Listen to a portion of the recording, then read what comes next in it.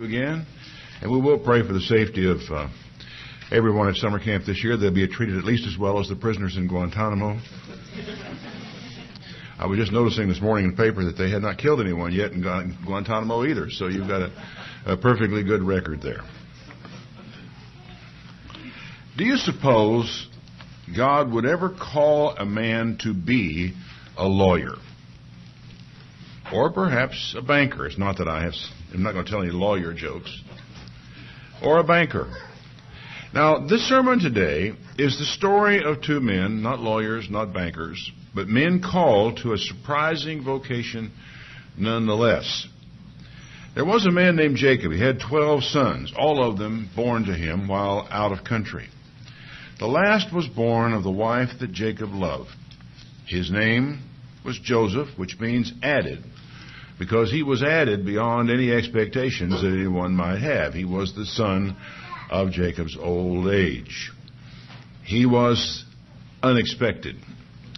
In Genesis 37, it tells us these are the generations of Jacob. Joseph, being 17 years old. Okay, let's get the picture in our minds of what we're dealing with here. Being 17 years old, was feeding the flock with his brethren. And the lad was with the sons of Bilhah, with the sons of Zilpah, his father's other wives. And Joseph brought to his father a bad report about what these boys were doing. He was a snitch, I suppose, they would say. But after all, he owed the loyalty to his father to tell them. Now Israel loved Joseph more than all his children, because he was the son of his old age. And he made him a coat of many colors, special coat to wear. I can't think of very many things more calculated to create jealousy in the other boys, but, he loved this boy and he did what he wanted to do. When his brothers saw that their father loved him more than all his brothers, they hated him and they couldn't bring themselves to speak peaceably to this boy. So he suffered isolation, in that sense, in his own family. And Joseph dreamed a dream. And he told his brethren, and they hated him all the more.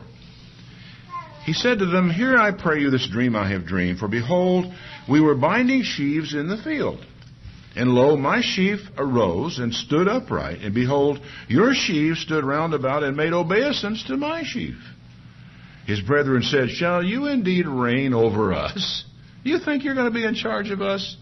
Or shall you have dominion over us?" And they hated him yet the more for his dreams and for his words. I suppose Joseph was naive to tell them that dream. I would like to think if I had such a dream with 11 brothers, I would have been smart enough not to say a word about the dream, but Joseph did. He had another dream, and he told it to his brothers, and he said, "Behold, I've dreamed a dream more. The sun and the moon and the 11 stars made obeisance to me." And he told it to his father and his brethren, and his father rebuked him this time and said, "What are you talking about? Shall I and your mother and your brothers come indeed and bow ourselves down to you in the earth, or to the earth?" And his brethren envied him. But his father took note of the saying. His father, being a godly man, nevertheless realized that his boy had had these dreams. He probably shouldn't have said anything about the dreams, but he expected that there was something to it. Now, what's interesting is at this early stage of his life, age 17, God had placed the call on this boy. We know that because of the dreams. Otherwise, he wouldn't have bothered. So it's easy to pick the time when he was actually called by God for what he was ultimately going to do. Now, let me draw a distinction here. And it's not going to be an easy distinction for us to cope with, I think. Historically, Christian people think of the gifts and the calling of God only for ministry or service to the church. You got spiritual gifts. You have a calling of God. And we think, well, that means he's called to be a preacher, or he's called to be a teacher, or he's called to do this or the other thing for the church. It's the way we think. We've been taught as Christians for centuries, in fact, that our spiritual life is over here. Our vocation is over here. And we go to church on the weekend. We get involved with the church at different times. But our other life, that's the life where we go out and earn our living, is separated from somehow that part of our life. It's a kind of dualism that has so shaped and formed our thinking as Christians, and I mean all Christians, that we are unaware of the dichotomy. I mean, we are as unaware of it as a fish is unaware of water. You know, he's in it. That's his milieu. And this is our thinking. It's the way we think. It's the framework in which we think. And we are not capable, until somehow God helps us to see things differently. Now, this man, Joseph, is going to prove a major corrective to that idea. At age 17, Joseph was called by God, notified of that calling in a dream. He was not notified of the precise nature of the calling. He was not told where he is going to go. All he has been told in these dreams is somehow or other God has taken an interest in him, and that God has a purpose for his life. We heard that before, that God has a purpose for someone's life.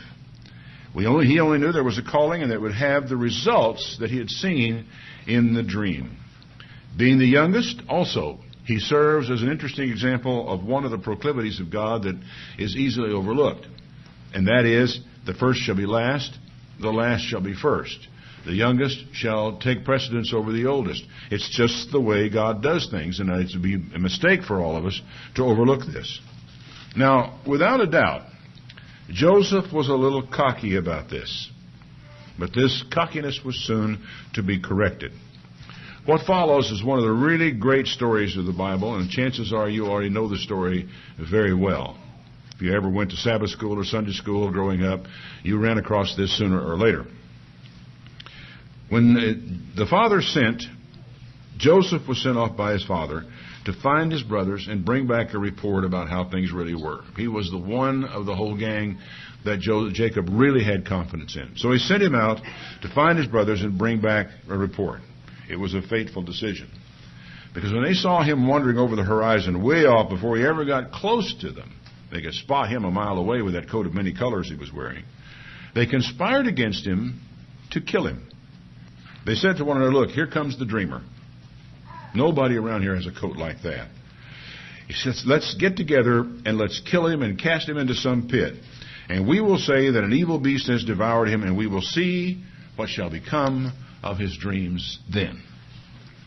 Reuben, a little sober head prevailed here, heard that. He delivered him out of their hands and said, let's don't kill him.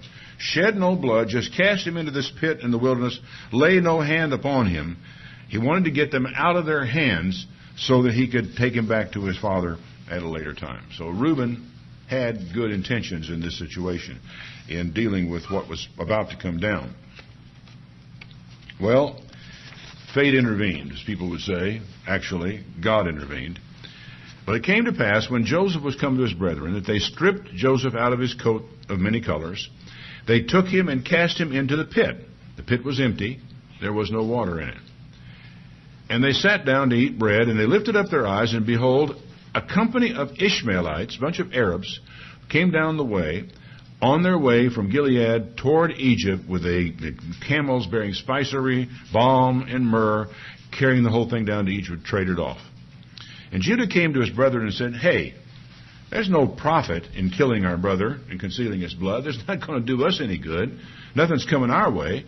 Tell you what let's do. Let's sell him to the Ishmaelites.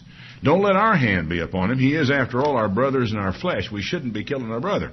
Fratricide is the name they apply to that today.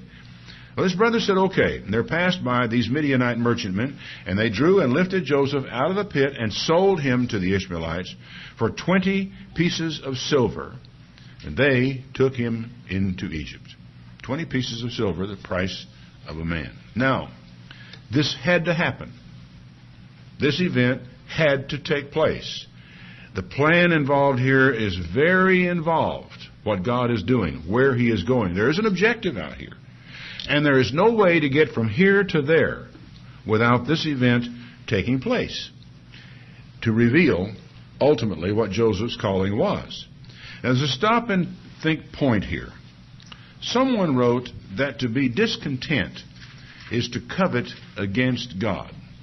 When I first read that, I closed my eyes and thought for a minute, squinched a little, and thought, what in the world does he mean by that? It doesn't make sense to me. What do you mean covet against God? How can you covet against God? Well, The point was that God has a plan for us. He had embarked upon this plan. And wherever we happen to be and whatever we have to do, we are supposed to be able to be content to be in God's will, in His plan, working toward the calling, whatever it may turn out to be, that He has given us. And to sit around and complain and moan and groan and be discontent is to covet something other than what God has in store for us. Now think of Joseph.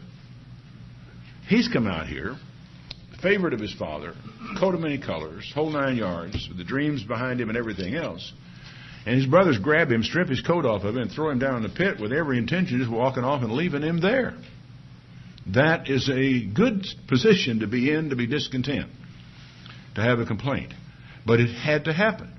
He was then sold to the Ishmaelites, and on his way to Egypt, I think he had plenty of time to grumble, moan, or be discontent. We don't know anything about his state of mind through this period of time. All I can tell you is that he was where he had to be to get where he needed to be. And so consequently, to sit and complain about it would have been pointless and would have been to, as this writer put it, covet against God. He had every reason to think that God had deserted him, but that was emphatically not the case, as we will learn. He was now a slave. He was brought down into Egypt, Genesis 39, verse 1. He was brought down to Egypt, and Potiphar, an officer of Pharaoh, captain of the guard, an Egyptian, bought him off the hands of the Ishmaelites who had brought him down there. Bought and sold. And the Lord was with Joseph, and he was a prosperous man. He was in the house of his master the Egyptian. And his master saw that the Lord was with him, and that the Lord made everything he did prosper in his hand. Now this is crucial. His master saw that God was with Joseph. How? Did Joseph preach to him? Is there any indication that Joseph engaged in deep theological discussions with him? Did he argue with him? Did he evangelize with the man? Not a hint of that. How did he see that God was with him?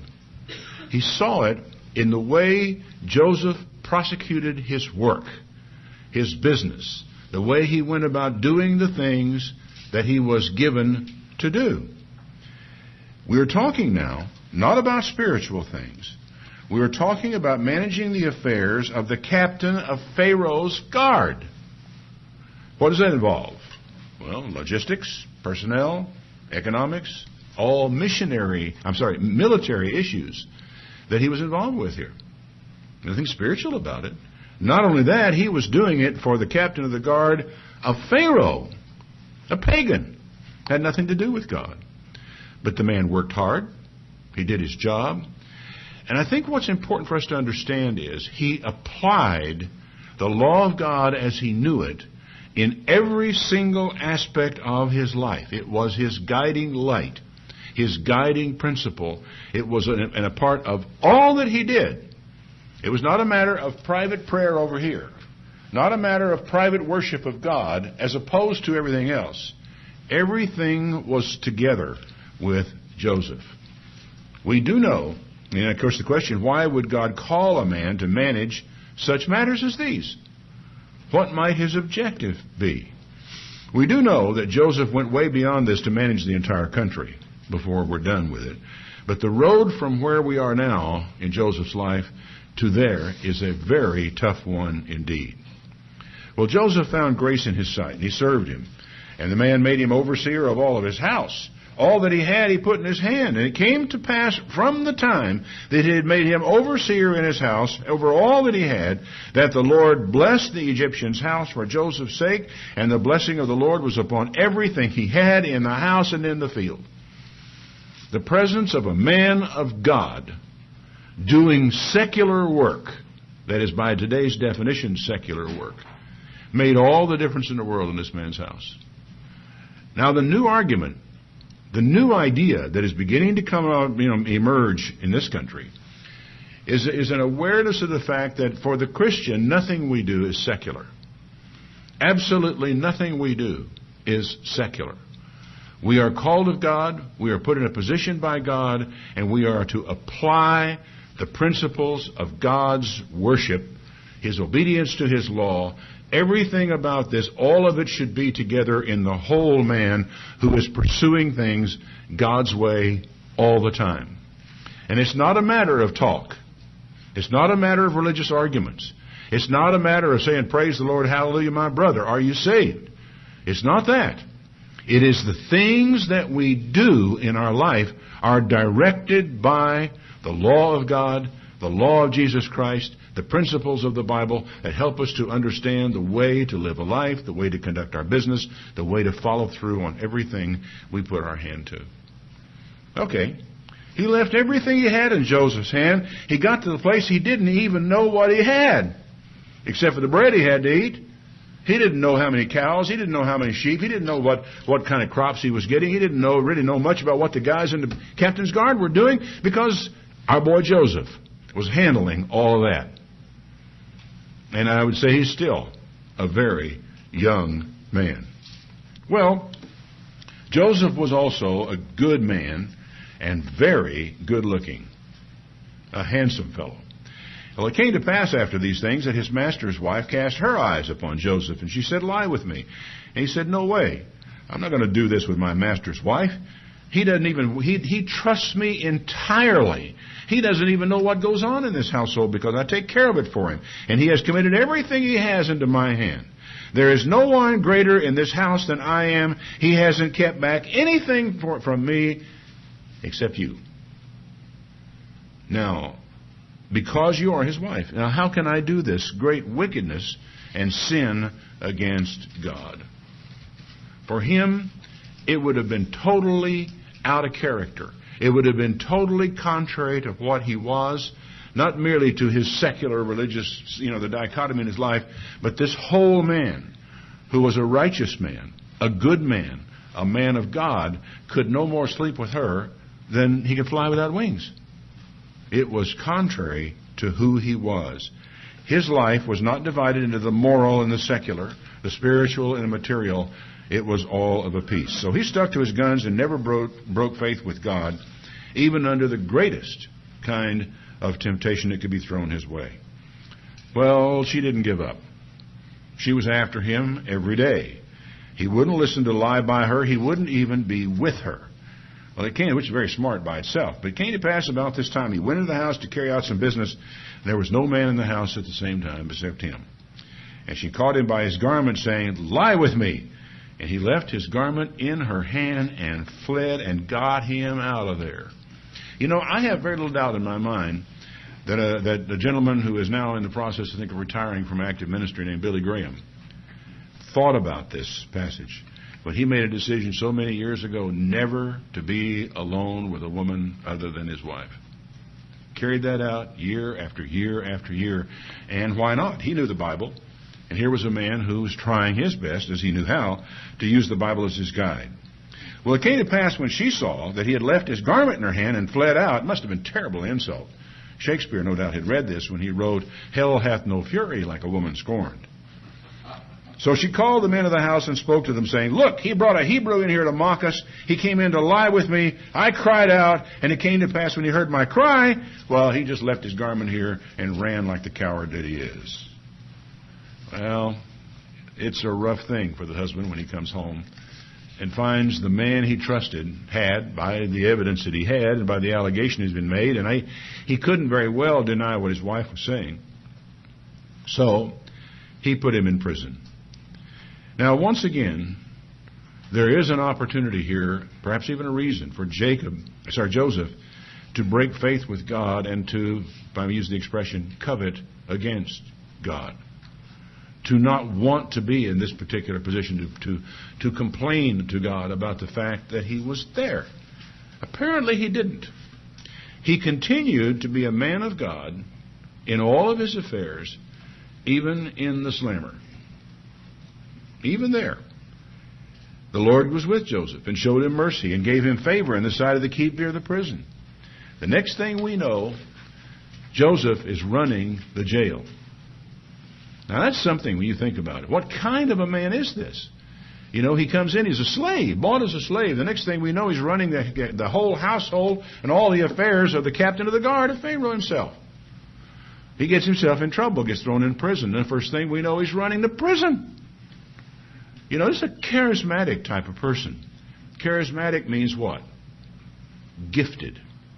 A very gifted man.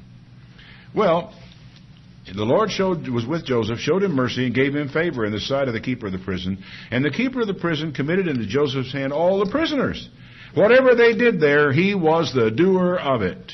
The keeper of the prison didn't bother looking at anything under his responsibility because the Lord was with him. And what he did, the Lord made it work. You know, that's the way it goes. And, of course, the implicit thing here is a couple of things. One of them is this man is called by God. He is on his way down the trail, continuing toward doing what God called him to do. And when he is in that calling, when he is using his gifts that God has given him in that calling, the blessing of God just follows him wherever he goes. It's a law. Now, through a series of strange dreams, Joseph is brought out of prison. Now, at last, he will arrive at his calling. But even Joseph will have no idea, none at all, of the consequences of this calling and how far out into the future they're going to reach. Genesis 41, verse 14. Pharaoh sent and called Joseph, and they brought him quickly out of the dungeon. He shaved, changed his clothes, and came into Pharaoh. And Pharaoh said to Joseph, I've dreamed a dream, and there's no one who can interpret it.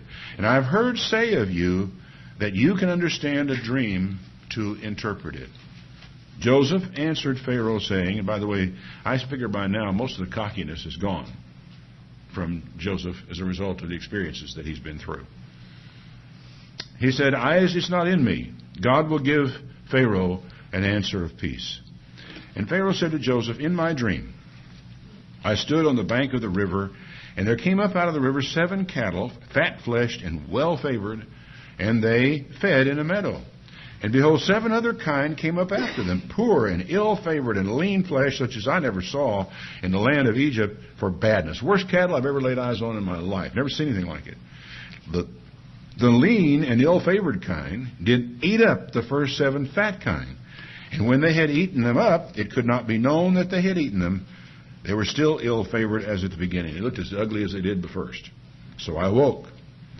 And I saw in my dream, and behold, 7 ears came up on one stalk, fat and good. And behold, 7 ears, withered, thin, and blasted with the east wind, sprung up after them. And the thin ears devoured the 7 good ears. I told this to the magicians, but no one could explain the thing to me. And Joseph said to Pharaoh, the dream of Pharaoh is one. In other words, you got 2 dreams here. They're both about one thing. God has shown Pharaoh what he is about to do.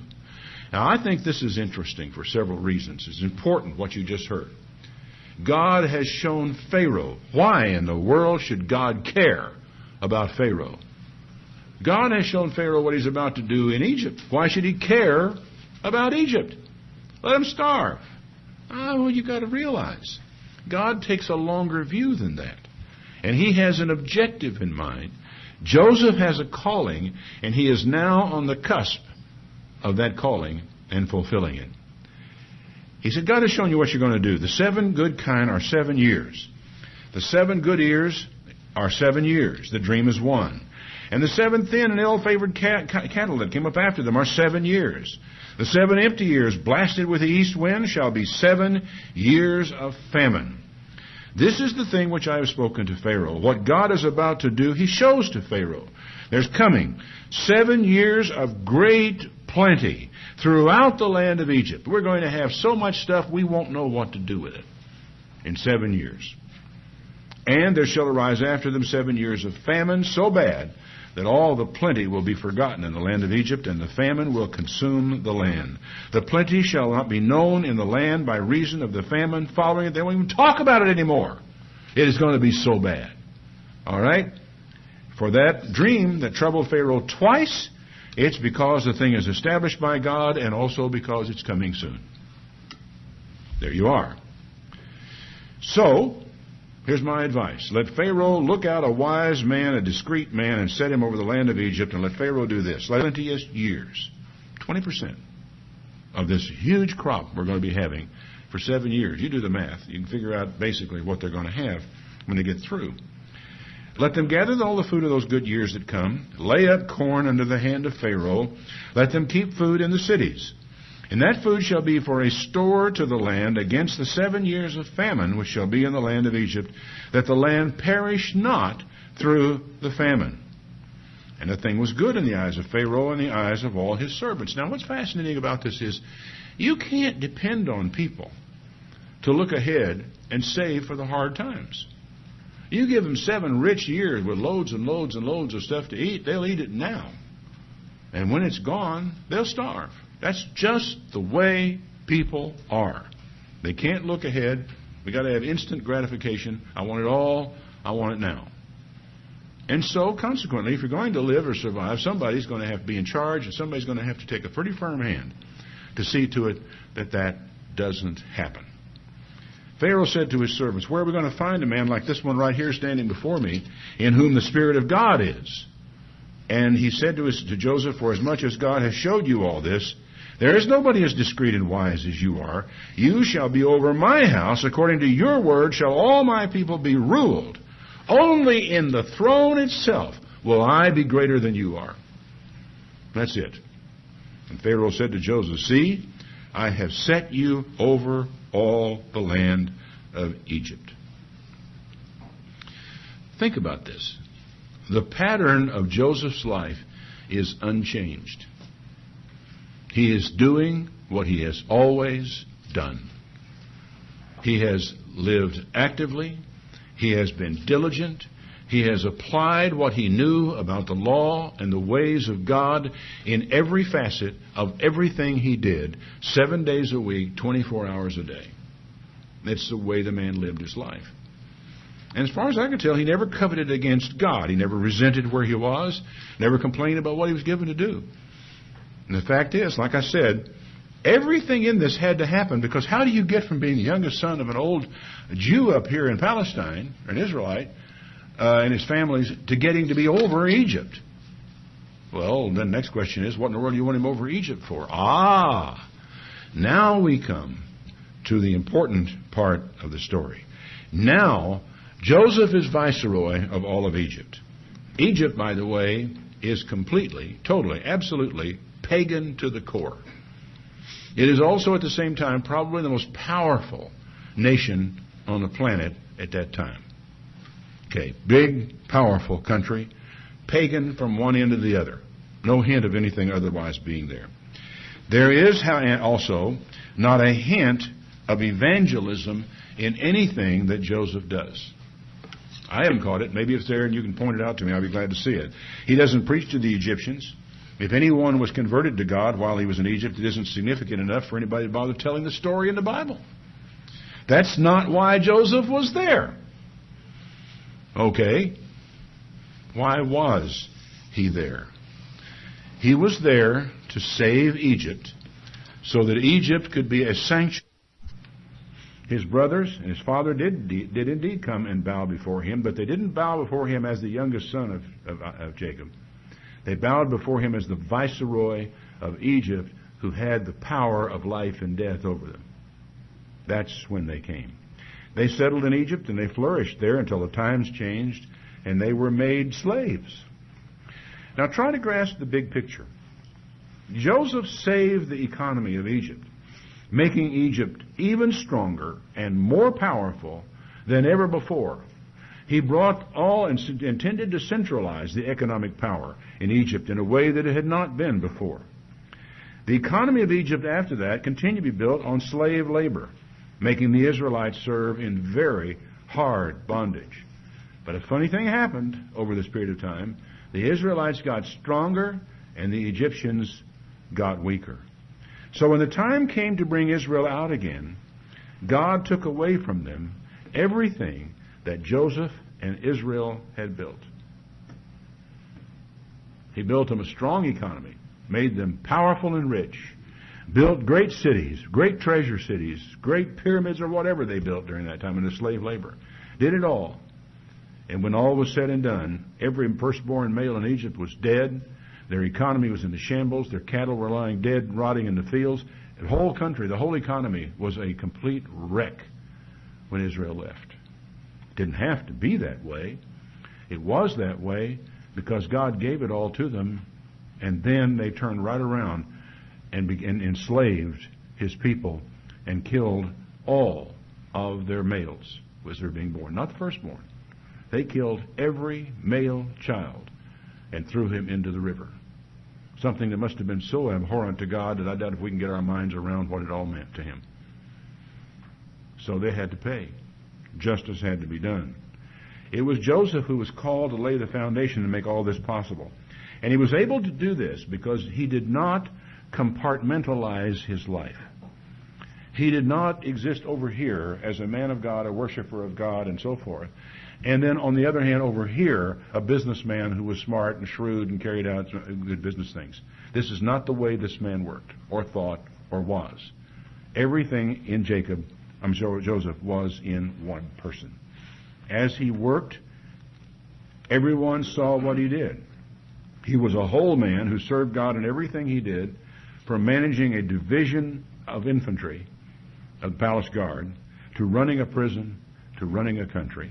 And everyone knew why he succeeded at it. They knew he succeeded because he was a man of God. Not just any God, but the God. That's what they knew about this man. And that, in a way, was his strongest evangelistic work. Now, I mentioned, you may have forgotten by now, it's been a long time, that I mentioned two men like this in the Bible.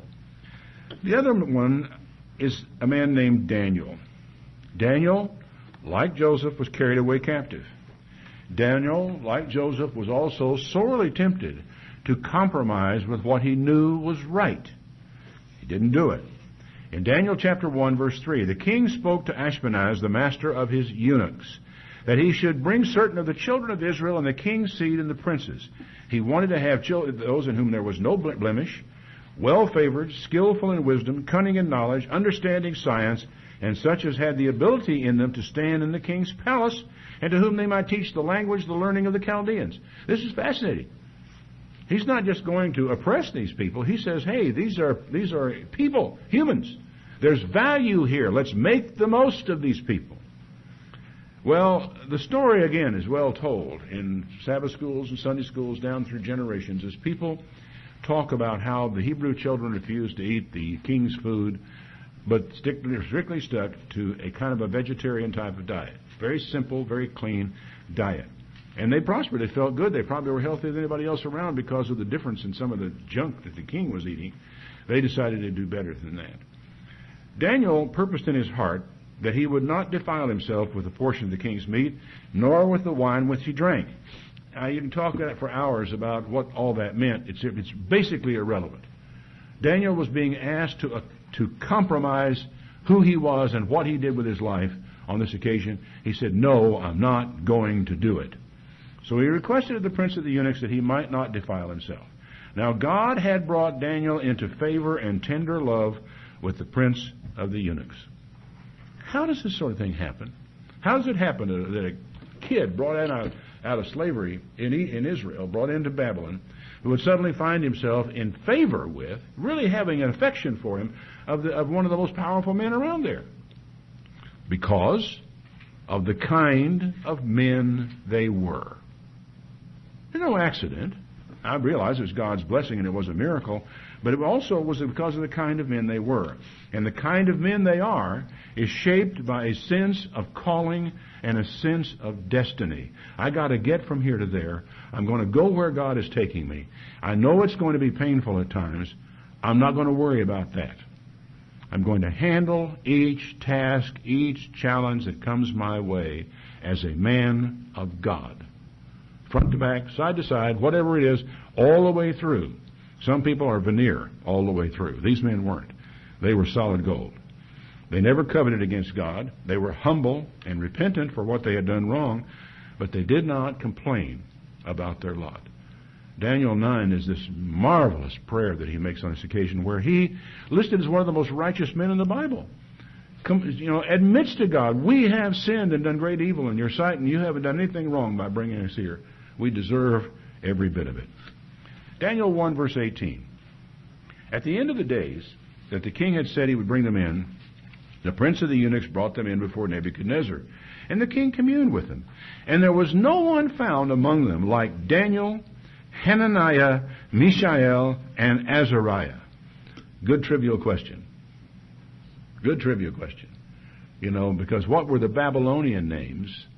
And most people know them by their Babylonian names. How many of you know what those are?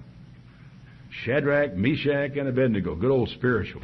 Shadrach, Meshach, Abednego. Everybody knows that. Not too many will be able to tell you, though, that it's Hananiah, Mishael, and Azariah. They stood before the king, and in all manners of wisdom and understanding that the king asked of them, he found them 10 times better than with the magicians and astrologers in his realm. You know why this is true? This is something that people wonder about even to this day. The higher levels of IQ among the Jewish people, the levels of accomplishment of the Jewish people, wherever they happen to be. The only way you can hold them down is by terrible persecution, as they have experienced with the Germans, with the Russians, and others down through time. You know why this is true? It is because from the time they are little bitty kids, they have the law of God ingrained into their character. They study. Time is spent with them. They are developed like little flowers that grow up, and they become intelligent. They become the kind of people you like to hang out with. They tend to be very charismatic people in many cases because of the way they are brought up, and because at the core of that upbringing is who? God. His Word. The Bible. Okay. Once again, through a series of dreams, something similar to what happened to Joseph happens to Daniel. So they go through the rigmarole of all the dreams, the explanation of the dreams. Daniel tells him what the dream means and where it's all going to lead when all is said and done.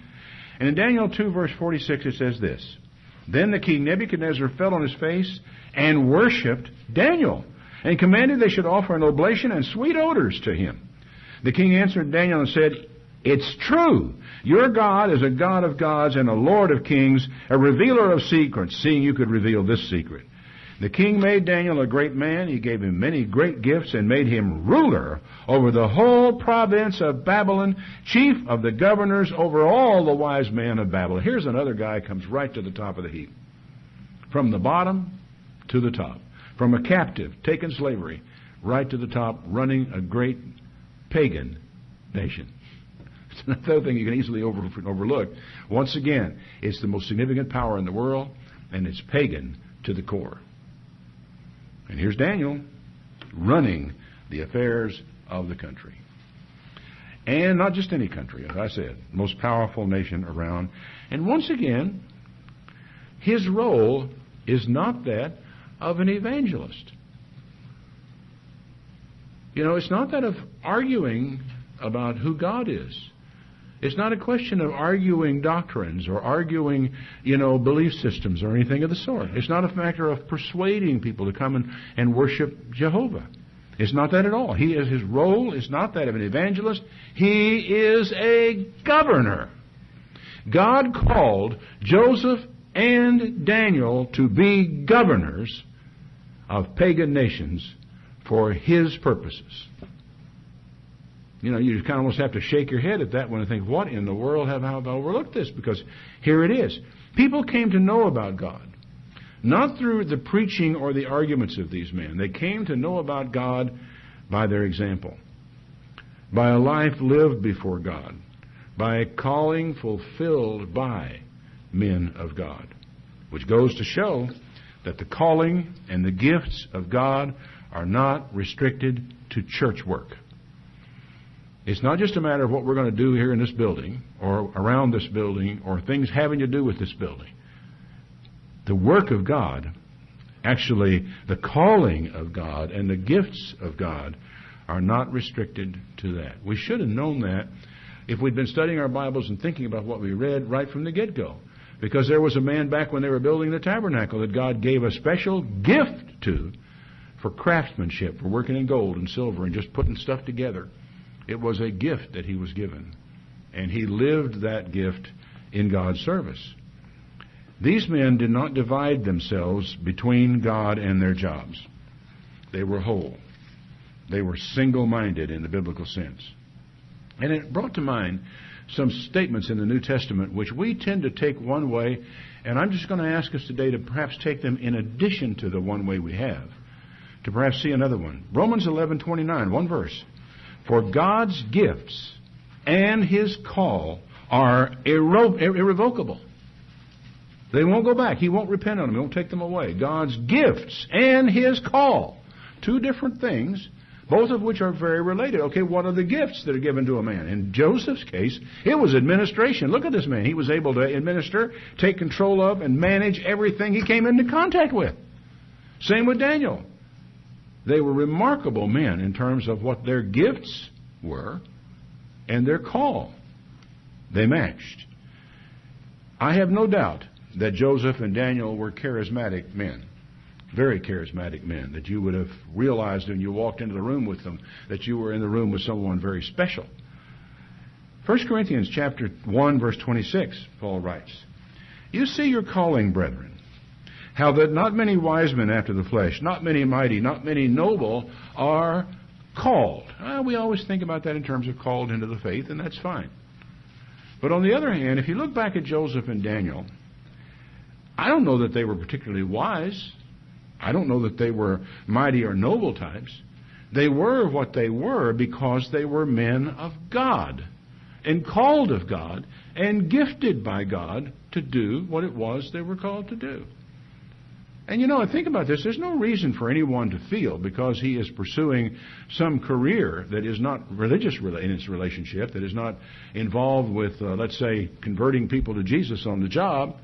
There's no reason to feel somehow or other that that's not a calling of God who has placed you where you are, given you gifts to be where you are, and who expects you to use them to the full where you are in His way.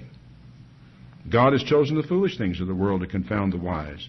God has chosen the weak things of the world to confound those that are mighty. And those base things of the world and things which are despised has God chosen, yea, and things which are not, to bring to nothing things that are. Why is He doing that? So that no flesh would glory in His presence. Nobody. Not me. Not you. And I know the truth of this passage as well as anyone about choosing the weak, the base, the despised things of this world. 1 Corinthians chapter 7, verse 20. Let every man abide in the same calling wherein he was called. Are you called being a servant? Don't worry about it. If you get free, by all means do. For he that is called in the Lord, being a servant, is the Lord's free man. Likewise, he that is called, being free, is Christ's servant. You are bought with a price. Don't become servants of men. Brethren, let every man, wherein he is called, therein abide with God. Your calling, as I think about the people I have sitting in front of me here today, range across a wide variety of professions and abilities and things that are done. So you don't need to walk away from your calling thinking that there's something inferior about what you're doing because it's not a spiritual job. The truth is that we have, for far too long, people have drawn this false dichotomy between things spiritual and things physical. I got news for you. You're physical all the way through. You can also be spiritual all the way through. You can't be half and half. That doesn't work. We therefore, Peter said, 2 Peter, chapter 1, verse 10, wherefore the rather, brethren, give diligence to make your calling and election sure. If you do these things, you shall never fail. For an entrance shall be ministered to you abundantly into the everlasting kingdom of God, our Lord and Savior Jesus Christ. Now, we are not wrong to think of the calling of God as a call to salvation. We're right in that. But there can be other calls, and there can be other gifts, and they are in no way inferior to what another person may be called to do. I feel I've been called to teach the Bible, and so I try to do my best in teaching the Bible. It's pointless for someone who is called as a builder, for example, with a particular set of skills of management that can bring together crews of men and put together homes, houses, buildings, and what have you, it's foolish for a person like that to somehow think he should leave his calling and take up mine. That's not what we're supposed to be doing. Each of us has a call and the gifts to go with the call. Having to do perhaps with the church, perhaps not. Because we're a whole person, whether we are on the job or whether we are among brethren, and we're supposed to be the same person both places. Some of the calls we have to do with church and ministry. Some of them have to do with being a good manager, working effectively in logistics, and I don't mean just for the church. But like Christians have been for nearly 2,000 years, we have fallen into the error of dividing our lives and our thoughts into two separate channels. The physical, the spiritual. And I got to get these physical things out of the way so I can go and be more spiritual. We need to start retraining ourselves to be whole men and women. To be one person, not two.